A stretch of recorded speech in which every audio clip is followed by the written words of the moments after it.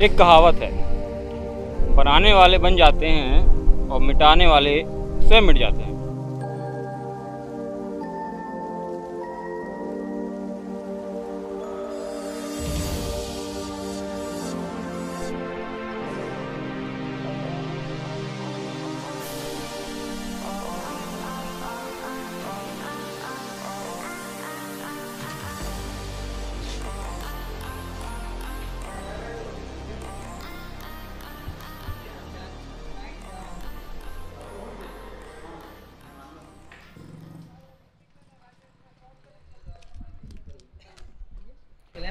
सोमनाथ के बगल में ही आपको सोमनाथ जाने से पहले ही चौराहे पे टिकट मिल जाएगा 5 रुपये का। वहाँ से आप देख सकते हैं सोमनाथ मंदिर दूर से ही, और साथ में है अरेबियन सी बीच।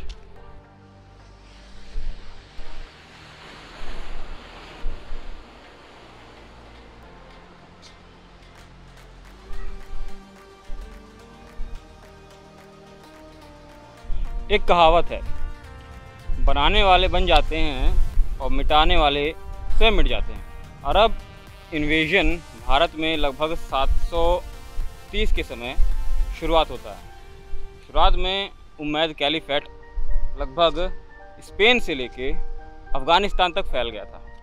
अब हुआ ये कि उसमें एक सुल्तान थे जिनका नाम था मोहम्मद बिन कासिम। वो भारत पे आक्रमण करना शुरू करते हैं।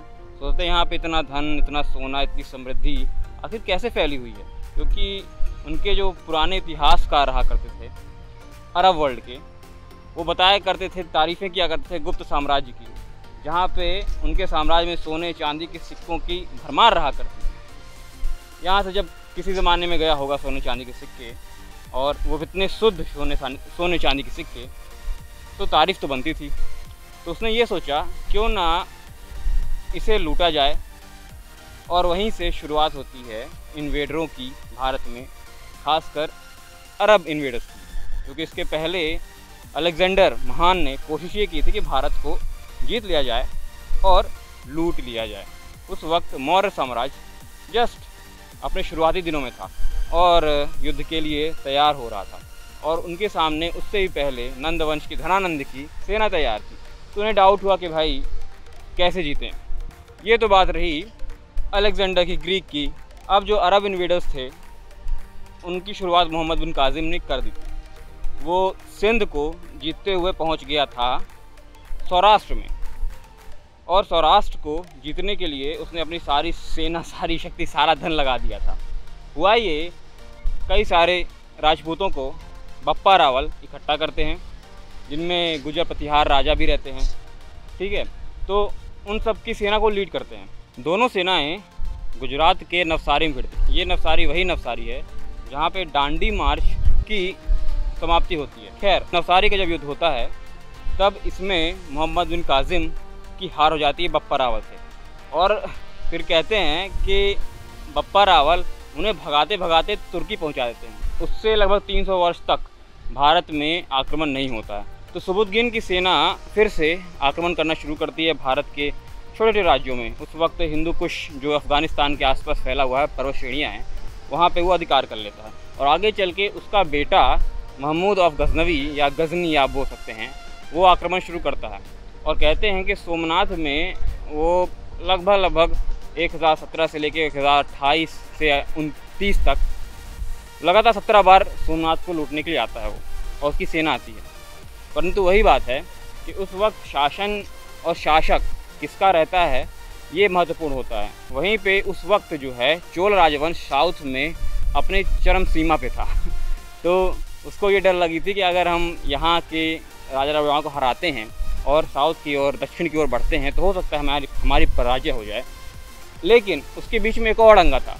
उस वक्त मालवा में राजा भोज का शासन था, और मध्य भारत में उनसे शक्तिशाली कोई नहीं था। ये बात चोल राजा राजेंद्र या राजा को भी मालूम। तो उन्होंने राजा भोज संधि कर ली थी, और उनकी सहायता से कहते हैं वो वेस्ट बंगाल के पालों को भी हराते हैं। A few moments later. मेरे पीछे जो सोमनाथ मंदिर है, इसके निर्माण का समय है 1950। इसको कई बार बनाया, तो कई बार इन्वेडरों द्वारा जैसे तोड़ा भी गया था।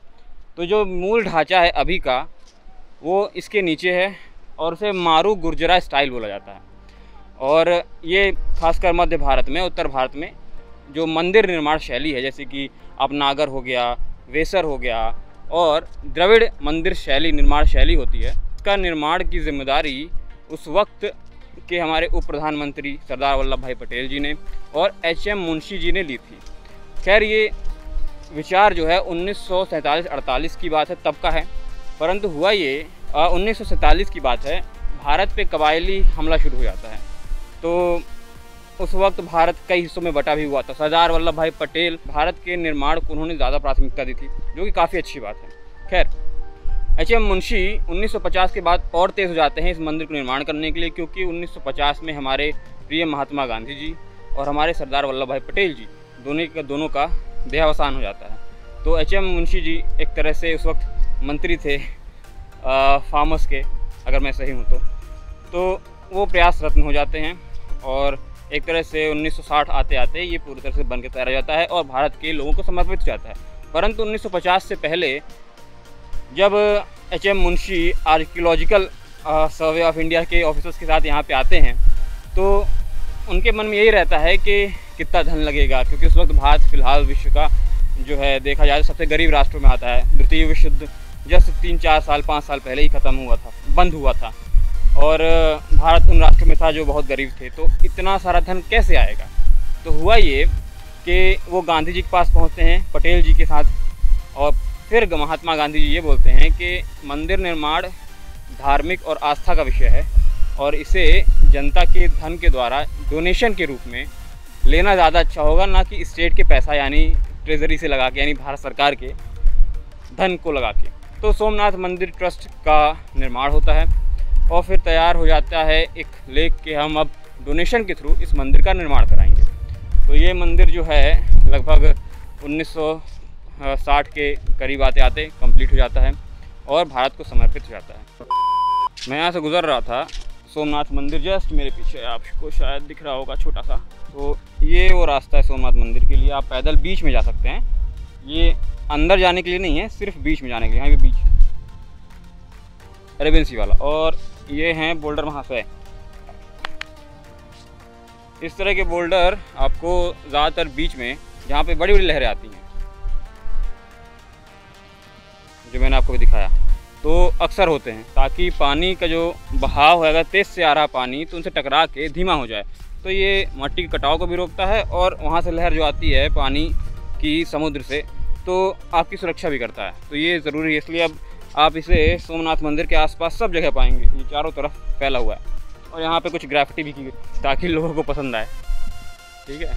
और यहीं पे पास में ही छोटे छोटे टोपड़ियाँ बनी हुई हैं खाने के लिए वगैरह वगैरह। लेकिन फ़िलहाल जो है कोविड के कारण कई सारी चीज़ें ठप पड़ी हुई, बंद पड़ी हुई हैं। तो अभी मैं फ़िलहाल वापस जा रहा हूँ।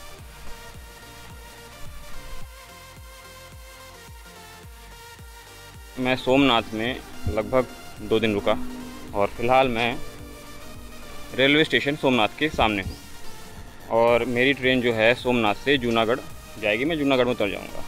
अच्छा, सोमनाथ का जो सफ़र रहा वो काफ़ी खुशनुमा रहा। तो जो पिलग्रिम्स हैं, तो मेरा मानना है, मेरा रिकमेंडेशन ये है कि अगर आप वो रुकना चाहते हैं कुछ पैसों में, उनके लिए मेरा सुझाव यही है कि यहाँ पे भारत सेवा आश्रम है, जो कि मुश्किल से स्टेशन से 1 किलोमीटर की दूरी पे है। दूसरी बात ये है कि यहाँ पे एक और संस्था है सोमनाथ ट्रस्ट करके, वहाँ पे आप लगभग 90 रुपये में डॉर्मेट्री पा जाएंगे और अगर अधिक सुविधा चाहिए जैसे एसी रूम वगैरह चाहिए, ठीक है, तो वहाँ पे भी आपको दूसरी चीज़ यानी दूसरी सुविधा युक्त कमरे मिल जाएंगे।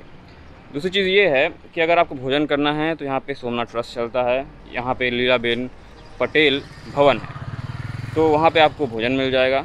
वहीं पे रिसेप्शन है और बाकी डिटेल जो है वहाँ पे आपको मिल जाएगी सोमनाथ में ही। और वहाँ पे सारी सुविधाएं, जब बाकी चीज़ मैं आपको बता रहा हूँ सोमनाथ ट्रस्ट के हिसाब से, तो आप वहाँ पे रिसेप्शन में जाइए, डिटेल दीजिए, वहाँ पे आपको ज़्यादातर मिल जाएगी। ये मेरा दूसरा रिकमेंडेशन है। पहला वाला मैं इसलिए बोल रहा था भारत सेवा आश्रम, क्योंकि वहाँ पे 600 रुपये में 4 लोगों की रुकने की सुविधा है। आप 1 दिन में रुकिए। हाँ, अगर आप एक्स्ट्रा रुकना चाहते हैं उसी रूम में तो आप एक्स्ट्रा पेमेंट करके 100 रुपये पेमेंट करके आप पर डे के हिसाब से आप पेमेंट कर सकते हैं। दूसरा, वो भोजन प्रोवाइड कराते हैं, फ्री नहीं है मगर प्रोवाइड करवाते हैं, कोशिश करते हैं। अगर जनसंख्या अधिक हो जाती है तो वो प्रोवाइड करा सकते हैं भोजन, ठीक है। तो भारत सेवा आश्रम पहला, दूसरा है आप यहाँ पे सोमनाथ ट्रस्ट, जो कि आपको अफोर्डेबल रेट में आपको बाकी चीज़ें मिल जाएगी आपको।